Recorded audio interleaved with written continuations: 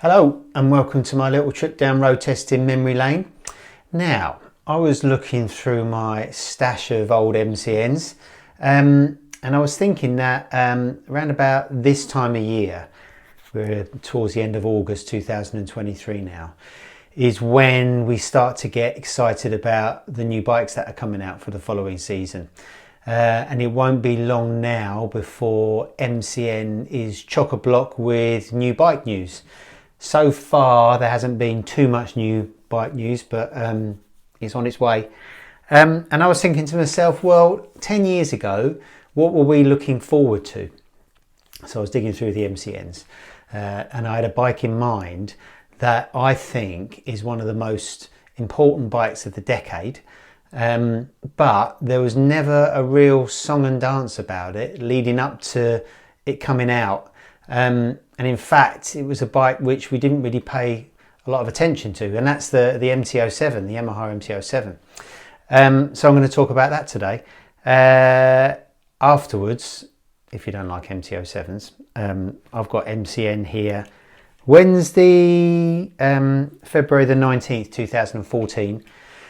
But there's some nice Ducati stuff in there and some MotoGP things I was going to talk about as well. So keep tuned for that one if you don't like MT-07s. But yeah, this is all about the launch of the Yamaha MT-07. And this came out in February the 19th, 2014. A nice little Dennis Healy on the cover, because that's what this bike is really good for. Yeah, it kind of slipped under the radar really.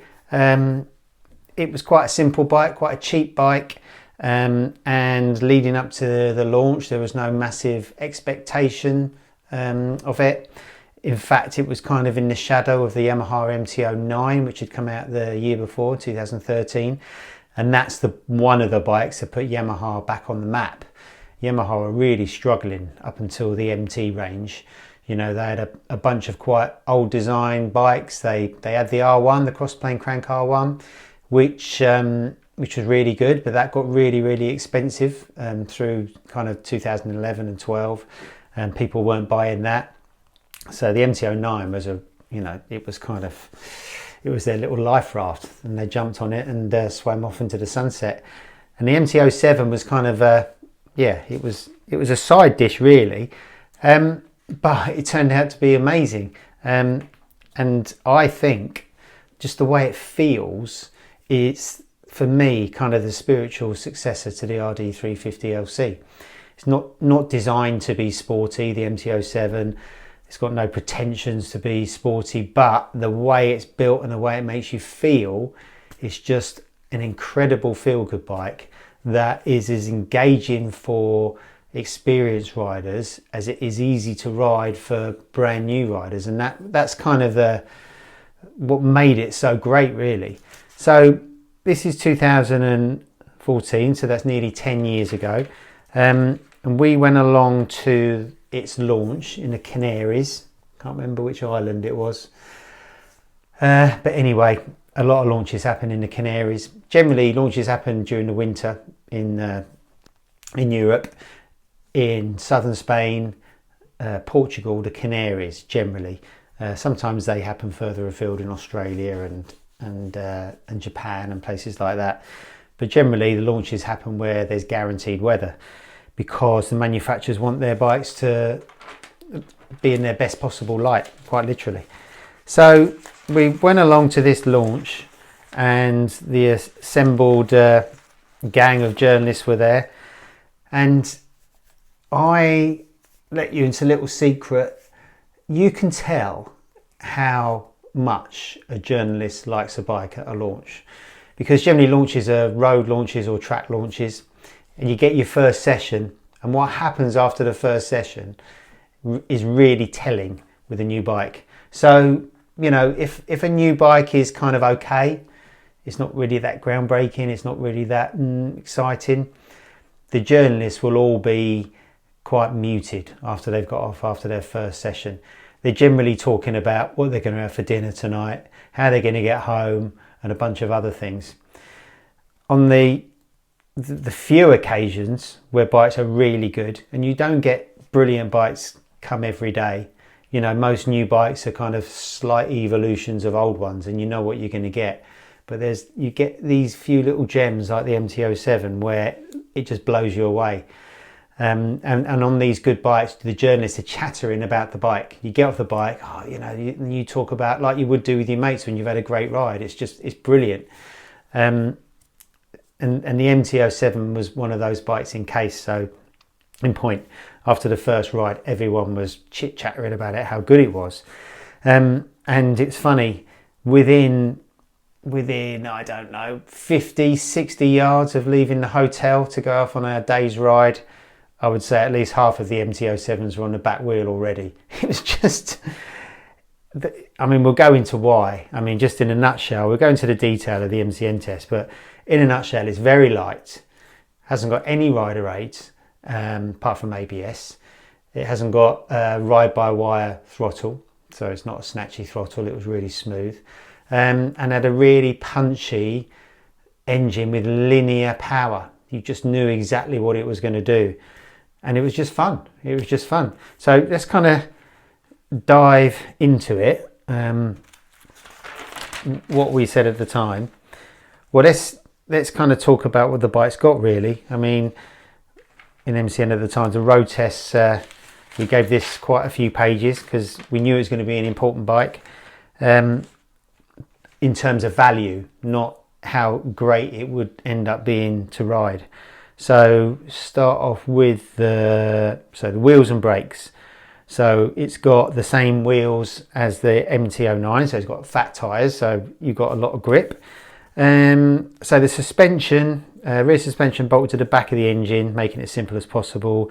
Non-adjustable 41mm forks and a 49-51 front rear weight distribution. So regarding the handling, it's difficult to define what makes a good handling bike. I think a good handling bike isn't necessarily one that's got flashy suspension or, you know, will just corner like a MotoGP bike.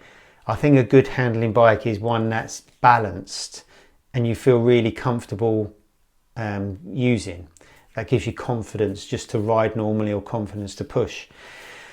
And the MT-07 is really balanced and you know exactly what it's doing all the time. So a lot's been said about the suspension. It is really, really bouncy.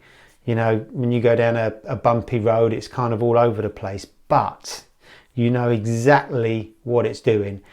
It doesn't do what an MT-09 does, where it's kind of too high and stiff on the front and bouncy at the back, and it kind of understeers if you haven't got the front grip. It doesn't do what a lot of Japanese bikes do actually. They're too stiff at the front and too soft at the rear. This was just really balanced.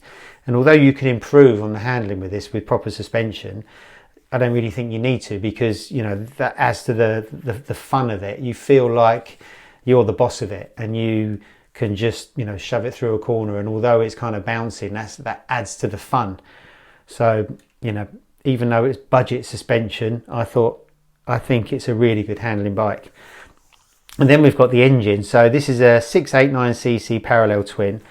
So this is another thing. The MT-07 has spawned a new generation of middleweight nakeds. So now you've got the class of 2023 would be the Honda Hornet, the KTM Duke 790, I suppose, in that category, not the 890. And the GSX 8S, all parallel twins, and really all spun out of the success of the MT-07. So this is what started it all off, and the MT-07 hasn't really got the power or the cubes to compete head to head with those new ones anymore.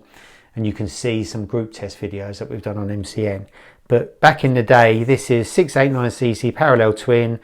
They're cross-plane philosophy, so the cross-plane crank in the R1 was a crank where if you kind of look down the side of the engine, if it was a cutaway, the crank pins would be like dotted around the like a cross.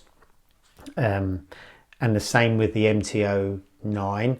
They were equally spaced, and I suppose you could say the same thing about the parallel twin. It's a 270 degree crankshaft, which gives it like the feel of a V-twin. So that's the other thing. It was a budget engine that had really good character. Then you've got the styling, borrowing aggressive cues from the MT-07. Only had a 14 litre tank, but it was quite frugal, so it actually do quite a lot to the tank.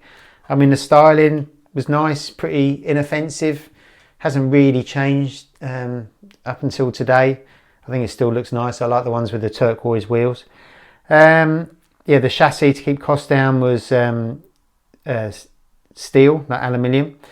So very, very simple chassis. Had a banana swing arm, again from steel.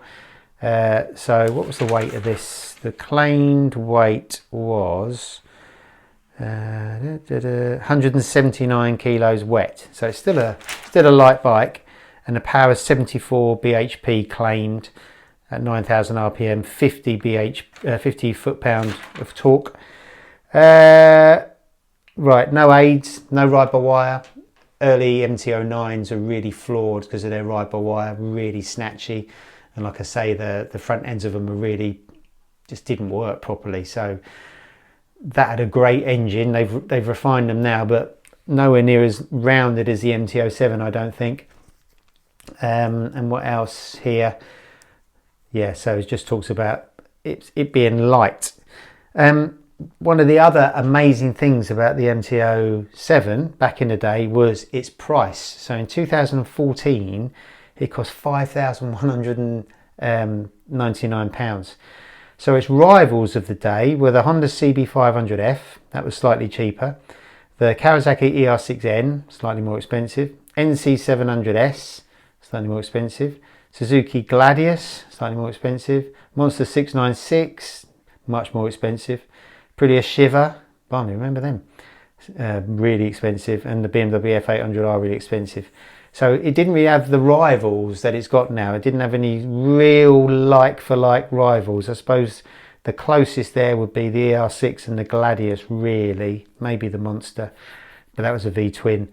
And the Gladius was a V-twin, wasn't it?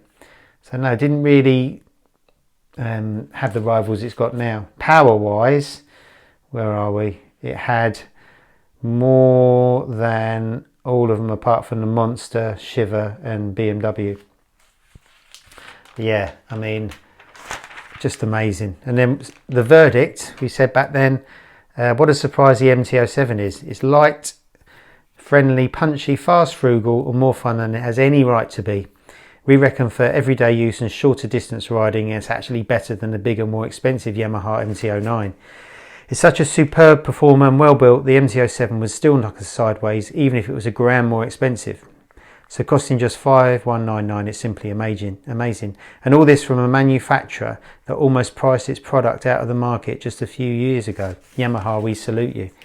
So yeah, I think, you know, every now and then one of these bikes comes along that kind of just changes the biking landscape. And for years and years and years, you know, I always get emails or phone calls or whatever from MCN, people asking what bikes they should buy. And generally the MT-07 was the answer to most people's questions. You know, if you want an affordable bike that's good for commuting, that's easy to ride, that you can still have fun with at weekends, probably not quick enough for a track day, but maybe yes as well. It kind of just does everything. And even by today's standards, even though it's not as advanced or powerful or whatever as the Honda and the Suzuki and the KTM, I think in isolation it's still an amazing bike. And even better still, you can get some cracking deals on one. I've seen on MCN's website, on the bikes for sale, you can get them for as little as £3,500, and a brand new one is 7,510, which still isn't massive money, is it? It's a bit more than a Honda, but it's still pretty good value. So yeah, but it's just one of these bikes, more than the sum of its parts. I mean, I remember my first wheelie on this. It's just amazing. Really, all Yamaha MTs are wheelie monsters. The MT-09 is amazing at wheelies. The MT-10 is amazing at wheelies. And I know wheelies aren't the be all and end all. and something which you don't really see in magazines anymore because we're all politically correct, and rightly so. So we do it all on closed roads and race tracks, obviously. But it's just a fun bike, just a really, really fun bike. And even when I jump on one now, and I'm a lot older and I'm a lot more grumpy and I'm a lot harder to please, it still makes me smile. So yeah, there's a little tip my hat to the MT-07 really. It's just, it's 10 years old next year, and leading up to it, like I say, about this time of the year, everyone really overlooked it for the the big, powerful, more impressive stuff. So that's the Yamaha. I said there's a few other little things to look at in the paper. So it was a really good issue. I mean, this is a February issue and it's absolutely chock-a-block, as it still is now. I mean, you can get a lot of stuff for free online like this, but magazines and newspapers, it's still a wonderful place to go to get your bike fixed. It's all very carefully curated. It's all laid out beautifully. There's lots of great riders and writers, photographers. So yeah, let's hope newspapers and magazines don't disappear too fast. So this was a really nice test. It was the 899 Panigale versus 1199 Panigale R Ducatis. We did this in Sicily.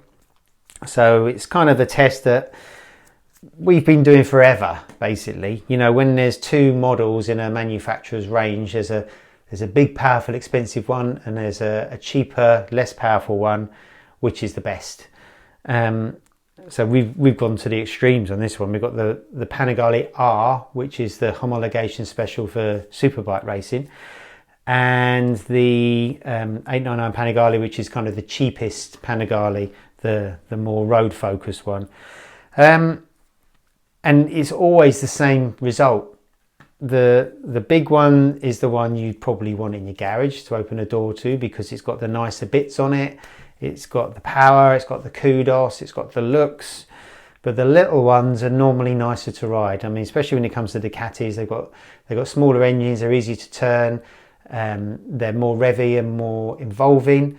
They've got smaller wheels, so they steer a little bit lighter, and they're every bit as fast. I mean, we took these around Perugia circuit in Sicily, which you can see in MCN's latest superbike video that we did with the Panigale V4S against BMW S1000RR. Check that one out. And also check out our new videographer, Joseph Wright. His skills, he's amazing. Makes us look good. But we took him around this Perugia racetrack, which is it's a really fast, really dangerous track. That's probably like as fast as Thruxton, but much narrower and tree lined. And you can really let a big bike off its leash. And the Panigale R did a 148 around there, and the 899 Panigale did a 150. So it wasn't far behind, and that was in the hands of a pro rider. And I think with a less experienced rider, the times might even be closer. Let me put that into perspective. 148 from the Panigale R. When we were there with the V4S a few months ago, that did a 144 with the best time, and I think the BMW did a 143. So yeah, the evolution of superbikes has definitely gone at a pace. And then in that same issue was a little test that I did riding the championship winning Panigale R of Carlos Checa. We did that right at the end of 2013, and we rocked up. It was the superbikes were racing there the weekend before. We rocked up the day after when the superbike teams had their official test, and I got to ride some of these bikes. I rode the Suzuki and the Ducati, I think, during the main sessions. So I was out with the superbike riders, and I was doing a lot of racing then, so I wasn't that phased, but I was definitely worried because obviously I'm nowhere near as fast as they are. I remember being on track. The two things that stick out the most to me on track were Johnny Ray. He was riding Honda then, coming past me really neatly, really gentlemanly. I mean, bear in mind I would have been like a mobile chicane, and it just looked graceful. He just turned into this corner and just gradually rode away. It just looked amazing. He looked so smooth and together. It looked like what he was doing was achievable. He wasn't out of control, you know, and you kind of thought, well, if I could push a bit harder, I might be able to keep up with him. But then you suddenly realise, hang on, I'm on the full factory Ducati here. You definitely don't want to crash it. And then I remember one of the last sessions on one of the superbikes I rode, I had my leg out to say that was coming into the pits on the last fast rights of Jerez. If you know it, you'll know it's really quick there. Like showing clearly I was slowing down and going to the right. But Van der Mark, who was riding a 600 Honda then, came flying past me and just was waving his arms because I was obviously going too slow and getting really angry, which I was like, oh, sorry. I didn't feel like I should have been there in the first place. But I mean, that Panigale was amazing. Like I said, I was doing a lot of riding then and I felt quite confident on it, as you would do. It was a very friendly bike. I even got my elbow down a couple of times around turn 2, which was really cool. And it was just, I think it was at the beginning where Ducatis started to become easier to ride. So we said a lot in recent MCM videos about mapping, about how important engine mapping is, probably more important than actual electronics now.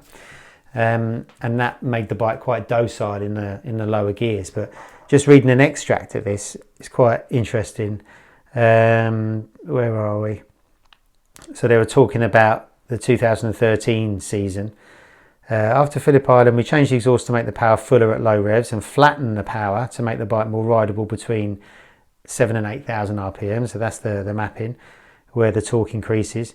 We also introduced anti-wheelie halfway through the season and updated the strategy for the engine braking and spin and so on. So, you know, by today's standards, even road bike standards, that was probably quite crude, you know, when they're talking about anti-wheelie, but they've got the anti-wheelie absolutely nailed now on road bikes, which makes things a lot easier to ride. So that was amazing. I rode the Crescent Suzuki as well. And I was amazed that I asked Paul Denning what they were doing, and they said they were testing frames. And I said, what do you mean? You know, superbike frames have got to be standard, haven't they? And they said, well, they have, but within the regulations, they're allowed to change the internal structure of them. So they can make them, they can brace them up or they can weaken them in areas. So they were changing the strength and the flex capabilities of superbikes. So yes, I've said it many times before, it always makes me laugh when commentators say these are the bikes you can buy at the shops, because a world superbike is nothing like a road going superbike. And also when we do group tests, you know, for example, an MCN test we've done recently, the superbikes, bike A won on the track, but bike A doesn't win on the road, in world superbike racing rather. And bike B was slower around a racetrack, but it wins world superbike races. So yeah, a road bike is a world away from a racing bike. Even a super stock bike is completely different to a road bike. And then a couple of cool bits of sport I noticed in this MCN as well. First of all was MCN introducing the new MotoGP team for BT Sport. So yeah, back then BT Sport was new. It's been with us nearly 10 years now, but now it's TNT Sport, isn't it? So you had Gavin Emmett, who's still with us. Craig Doyle's not anymore. James Toseland, he's now commentating on World Superbike, and I think his commentary is absolutely brilliant. He's so humble. I mean, a twice World Superbike champion, and he still gets excited about commentating and praises the riders, which I think is fantastic, and his insight is amazing. Melanie Sykes, not there anymore. Ewan Thomas, not there. Hodson, he's still in there. And Julian Ryder is not anymore. So the team's changed, but I think the coverage is amazing. And then finally, an interesting thing about the MotoGP test at Sepang, and just to see how things have changed so much. You've got the story here is the regulations have changed in 2014. So you had New regulations governing fuel limits, so that the bikes had to be a little bit more frugal. The electronics, there are more control electronics rather than just open electronics. Tyre restrictions. Yeah, so now they're testing all these things. Not a wing in sight, not a bit of aero in sight, which is interesting. And the RCV here in the picture just looks like the RC213 VS road bike. Amazing. So yeah, and Honda and Yamaha ruled the roost then. Let's have a look at the Sepang testing times. You had Marc Marquez in first, then Rossi on the Yamaha after going to Ducati and coming back again. Lorenzo on the Yamaha fourth, Aleix Espargaro on a forward racing bike, that would have been the CRT bike. Stefan Bradl on the LCR Honda. Sixth was Pedrosa, Repsol Honda. Seventh, Dovizioso on the Ducati. So he's the first, Dovi's the first European bike in seventh.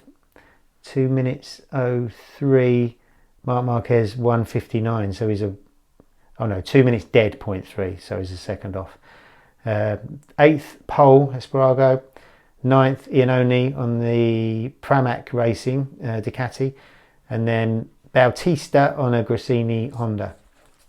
Whatever happened to him?